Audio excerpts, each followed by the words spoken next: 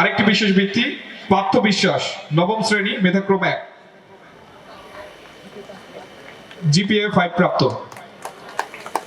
প্রাক্তন ছাত্র সমিতি রাধাপুর মাধ্যমিক বিদ্যালয় 1990 সালে প্রতিষ্ঠিত হয়।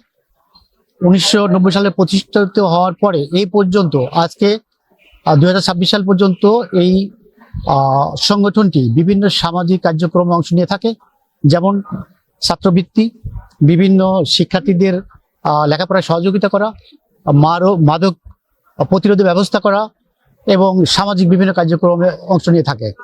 এখন পিরিয়ড হোক রেগুলার বা হেভি, প্রয়োজন মতো কনফিডেন্স আছে রেডি। Play with confidence. এই সংগঠনটি একেবারেই রাজনীতি মুক্ত, অর্থাৎ নিউট্রাল একটা সংগঠন।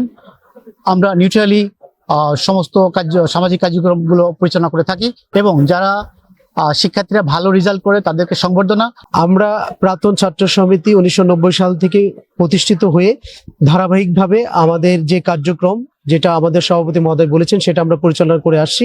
এর পাশাপাশি আমরা এলাকায় মাদক বিরোধী যে সচেতনতা তৈরি, সেটাও আমরা করে থাকি। রাজধরপুর প্রাক্তন ছাত্র কল্যাণ সমিতির বিভিন্ন পর্যায়ের নেতৃবৃন্দ সবাইকে বাংলাদেশ জাতীয়তাবাদী দল রাজবাড়ী জেলা বিএনপি এবং নির্বাচনী এলাকা রাজবাড়ী 2 এর পক্ষ থেকে শুভেচ্ছা, অভিনন্দন এবং মোবারকবাদ। প্রিয় উপস্থিতি, আজকে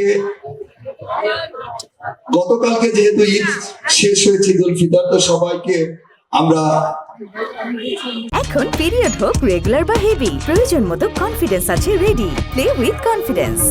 ঈদ উল ফিতরের শুভেচ্ছা, ঈদ মোবারক জানিয়ে দুটি কথা এখানে আমরা বলতে চাচ্ছি এই কারণে যে দীর্ঘ প্রত্যাশার পর, 17 বছরের দীর্ঘ প্রত্যাশার পর আমরা গত 12ই ফেব্রুয়ারি একটা অবাধ, সুষ্ঠু এবং নিরপেক্ষ নির্বাচনের মধ্য দিয়ে বাংলাদেশের সবচেয়ে জনপ্রিয় দল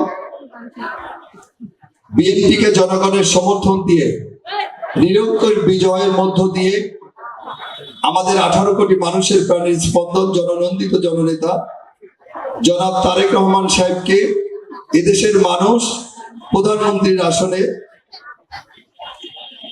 অধিষ্ঠিত করেছেন। এজন্য আমরা মহান রব্বুল আলামিনের কাছে লাখো কোটি শুকরিয়া।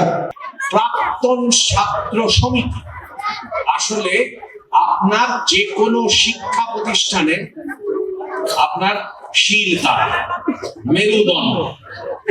পৃথিবীতে অধিকাংশ বিশ্ববিদ্যালয়, বিশেষ করে মার্কিন যুক্তরাষ্ট্রের সকল বিশ্ববিদ্যালয় দাঁড়িয়ে আছে প্রাক্তন শিক্ষার্থীদের অনুদানে।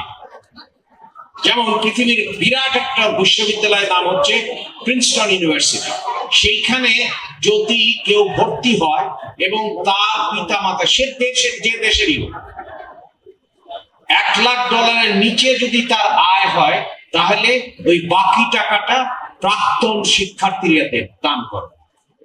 আপনি ইউরোপে যান, যে কোনো দেশে যান, প্রত্যেকটা জায়গায় শিক্ষা প্রতিষ্ঠানগুলো দাঁড়িয়ে আছে আপনার প্রাক্তন ছাত্রছাত্রীদের দ্বারা।